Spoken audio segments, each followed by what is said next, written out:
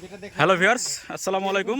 আমরা হচ্ছে রাজশাহী শহর থেকে মোটামুটি হচ্ছে 20 কিলোমিটার দূরে একটা ড্রাগনের বাগানে চলে আসছি। এটা মোটামুটি 5 বিঘা জমির উপরে ড্রাগনটা তৈরি করা হয়েছে। প্রচুর পরিমাণে ড্রাগন এখন আসছে, ফুল এবং হচ্ছে ফল দুটাই আছে, কিন্তু এই মুহূর্তে পাকা ড্রাগন নাই। ড্রাগন ফল কিন্তু অত্যন্ত পুষ্টিকর একটা খাবার। এটা হচ্ছে 2006 সালে বাংলাদেশে কিন্তু আসছে। এটা হলো গবেষণাগারে ছিল। 2013 সালে পরবর্তীতে এটা বাণিজ্যিকভাবে চাষ শুরু হয়। একটা কথা আপনাদেরকে বলি,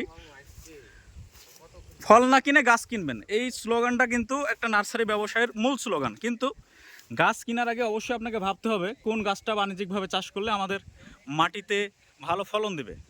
আমাদের বাংলাদেশের মাটি কিন্তু সব ধরনের ফলের জন্য কিন্তু উপযোগী নয়, ঠিক আছে?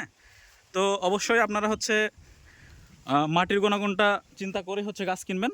তো ড্রাগন ফল কিন্তু আমাদের বাংলাদেশে অত্যন্ত ভালো একটা সফলতা পেয়েছে, এবং হলো ড্রাগন কিন্তু অত্যন্ত পুষ্টিকর একটা খাবার।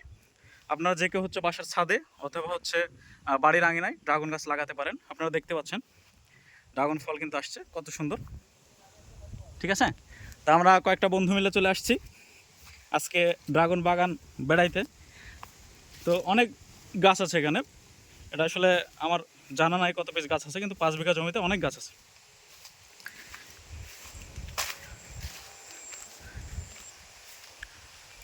যতদূর চোখ যাচ্ছে পুরোটাই কিন্তু বাগান আর কি।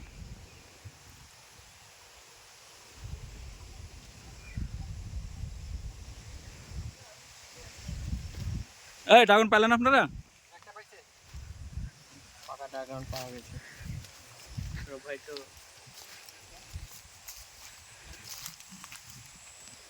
ভিউয়ার্স, আজকের ভিডিও এ পর্যন্তই। সকলকে ধন্যবাদ। আসসালামু আলাইকুম।